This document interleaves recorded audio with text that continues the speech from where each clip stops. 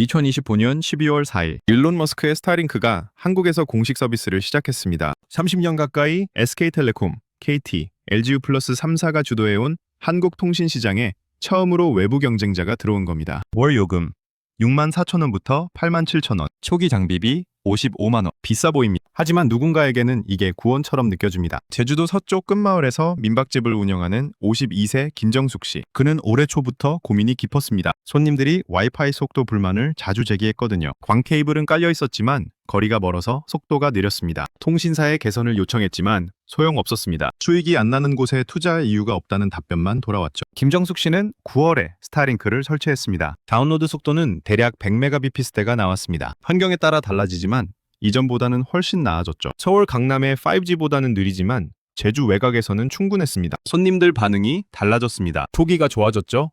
예약이 늘었습니다. 김정숙 씨는 30년 만에 선택권이 생긴 겁니다. 오늘 이 영상은 냉정한 분석입니다. 스타링크가 한국에 왔습니다. 통신 3사를 당장 무너뜨릴까요?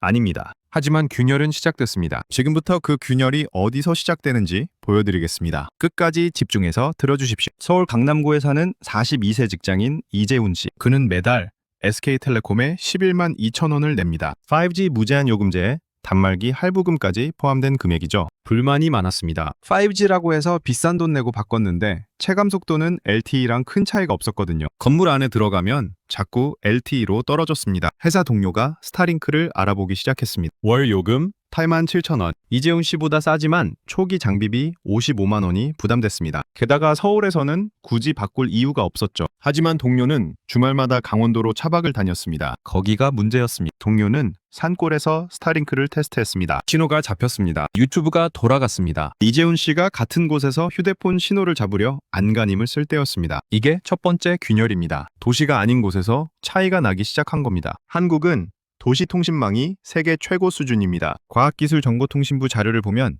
인구 10만 명당 5G 기지국이 593개입니다. 세계 1위죠. 서울, 부산, 대구 같은 도시에서는 스타링크가 경쟁이 안 됩니다. 속도도 느리고 비싸니까요. 하지만 산으로 가면 어떻습니까? 바다로 가면요. 섬으로 가면요. 강원도 산골, 전남 도서지역, 제주 외곽.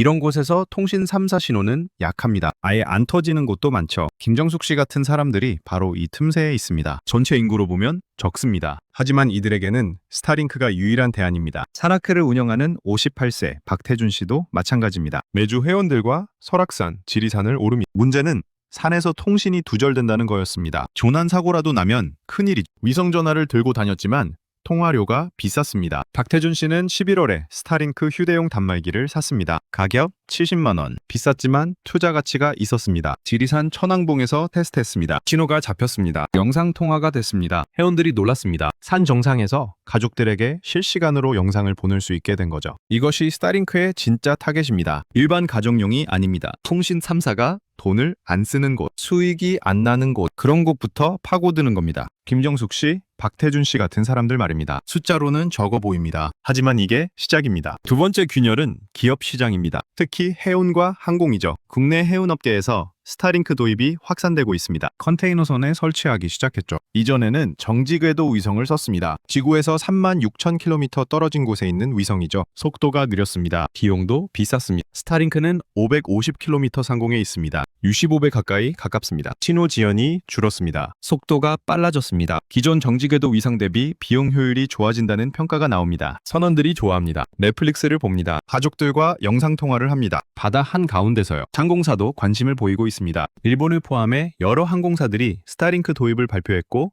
서비스 확대 중입니다. 한국 항공사들도 검토 중이죠. 승객들이 비행기 안에서 인터넷을 쓸 수 있게 되는 겁니다. 통신 3사는 이 시장을 통째로 잃게 됩니다. 바다와 하늘은 애초에 그들 영역이 아니었으니까요. 세 번째 균열은 재난 대응입니다. 2018년 11월 KT 아현지사에서 화재가 났습니다. 서울 서대문구 마포구 일대 통신이 크게 흔들렸죠. 복구까지 시간이 걸렸습니다. 2022년 10월 15일 카카오 판교 데이터센터에서 화재가 났습니다. 카카오 서비스가 장시간 장애를 겪었습니다. 전국적으로 영향이 컸죠. 이것이 지상망의 한계입니다. 한 곳이 무너지면 전체가 흔들립니다. 케이블로 연결돼 있으니까요. 스타링크는 우주에 떠 있습니다. 지상에서 무슨 일이 일어나든 상관없습니다. 실제 사례가 있습니다. 2022년 우크라이나 전쟁 때였죠. 전쟁 초기 러시아가 통신망을 공격했습니다. 지지국이 파괴됐습니다. 우크라이나가 외부와 단절될 위기였습니다. 스타링크 단말이 대량 투입되며 통신 유지에 큰 역할을 했습니다. 군사작전부터 민간 소통까지 가능했죠. 특정 지역에서 서비스 제한 논란도 있었지만 통신이 생존이었다는 점은 분명합니다. 한국도 마찬가지입니다. 유사시 통신망이 공격받을 가능성이 있습니다. 그때 지상망만 믿으면 위험합니다. 위성통신이 보험이 될 수 있죠. 하지만 한국은 저궤도 위성통신 분야에서 아직 스타링크 같은 대규모 상용망이 없습니다. 정부는 2030년 전후로 저궤도 위성통신 핵심 기술 검증을 위한 시험위성 2기를 추진 중입니다. 항법 분야에서는 한국형 위성 항법 시스템 KPS 8기를 2035년까지 구축하겠다는 계획이 있죠. 하지만 스타링크는 지금 9,000기 안팎의 위성을 띄웠습니다. 거의 1만 기에 가깝습니다. 격차가 큽니다. 네 번째 균열은 해외 로밍입니다. 통신 3사의 황금알이었죠. 하루 1만 원에서 1만 5천 원씩 받습니다. 일주일 여행 가면 10만 원 넘어갑니다. 원가는 거의 안 듭니다. 현지 통신사 망을 빌려 쓰는 거니까요. 마진을 많이 붙이는 거죠. 스타링크는 이동 및 해상용 요금제가 별도로 있습니다. 로밍 요금제라고 부르는데요. 50기가 기준 월 72,000원. 무제한은 월 14만 4천 원입니다. 주거용 기본 요금제보다는 비싸지만 해외 출장이 잦은 사람들에게는 통신 3사 로밍비와 비교할 만한 선택지가 생긴 겁니다. 1년에 해외 출장 10번 가면 통신 3사 로밍비가 100만 원 넘게 나오니까요. 하지만 냉정하게 봐야 합니다. 스타링크가 당장 통신 3사를 무너뜨릴까요? 아닙니다. 서울, 부산, 대구 같은 도시에서는 통신 3사가 압도적입니다. 속도도 빠르고 가격도 더 저렴한 요금제가 많습니다. 5G 평균 속도는 수백 메가bps입니다. 스타링크보다 훨씬 빠르죠. 게다가 초기 장비비 55만 원이 부담됩니다. 일반 가정에서 굳이 이걸 살 이유가 없습니다. 통신 3사가 잘 되는 곳에서는 말이죠. 스타링크의 주 고객은 다릅니다. 산골, 섬, 바다, 하늘, 통신 3사가 약한 곳입니다. 거기서부터 시작하는 거죠. 여기서 중요한 질문이 나옵니다. 그럼 통신 3사는 안전한가요? 당장은 그렇습니다. 하지만 미래는 변수가 많습니다. 다이렉트 투 셀 기술 때문입니다. 영어로 Direct to Cell. 위성이 직접 스마트폰과 연결되는 기술이죠. 지금은 스타링크 쓰려면 별도 단말기가 필요합니다. 하지만 다이렉트 투 셀이 되면 그것도 필요 없습니다. 여러분, 스마트폰으로 바로 위성과 연결됩니다. 미국 T-모바일이 위성 연결 서비스를 발표했습니다. 일본 KDDI도 2025년에 스타링크 기반 직접 연결 서비스를 공식 안내했죠. 한국은 어떨까요? 아직 상용화나 정책, 제휴 여부가 변수입니다. 하지만 미국, 일본에서 되면 한국도 압박받을 겁니다. 소비자들이 요구할 테니까요. 그때 통신 3사는 어떻게 할까요? 저궤도 위성통신 대규모 상용망이 없습니다. 기술 격차도 큽니다. 통신 3사는 결국 글로벌 위성 사업자와 손잡을 수밖에 없습니다. 실제로 SK그룹 계열의 위성통신 전문 회사인 SK텔링크가 스타링크 공식 리셀러가 됐습니다. KT는 원앱과 제휴했죠. 이게 현실적인 선택입니다. 하지만 여기에 문제가 있습니다. 통신 주권입니다. 국가 통신망을 외국 기업이 장악하면 어떻게 될까요? 우크라이나 사례를 다시 보겠습니다. 특정 지역에서 서비스 제한 논란이 있었습니다. 전쟁 중이라는 특수 상황이었지만 한 기업의 결정이 군사작전에 영향을 줄 수 있다는 게 증명됐죠. 한국도 마찬가지입니다. 유사시 국가 간 이해관계가 엇갈리면 어떻게 됩니까? 서비스가 제한되면요. 우리는 대안이 없습니다. 이게 통신 주권 논란이 나오는 이유입니다. 편리함과 안보를 함께 고민해야 하는 거죠. 그럼 우리는 어떻게 해야 합니까?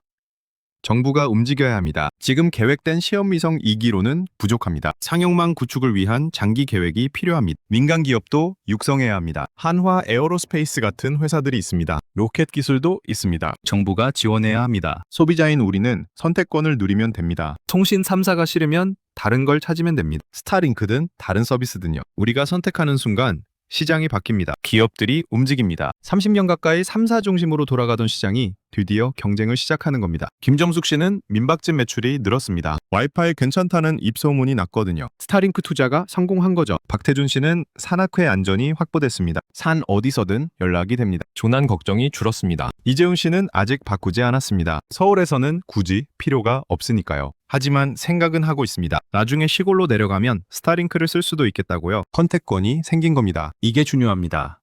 정리하겠습니다.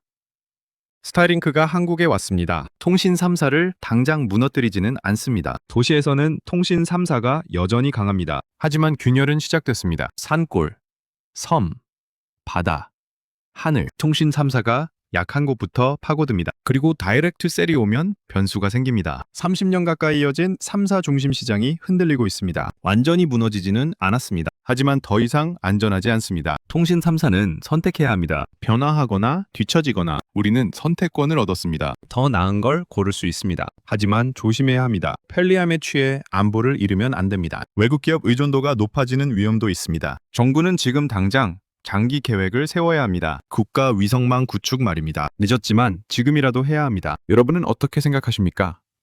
스타링크가 반갑습니까? 아니면 통신 주권이 걱정되십니까?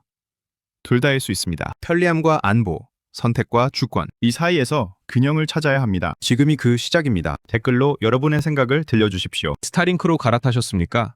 아니면 통신 3사를 계속 쓰실 겁니까? 여러분의 선택이 시장을 바꿉니다. 이 영상이 도움이 되셨다면 구독과 좋아요 부탁드립니다. 알림 설정까지 해두시면 앞으로 더 중요한 경제 이슈를 가장 먼저 받아보실 수 있습니다. 지금까지 함께 해주셔서 감사합니다.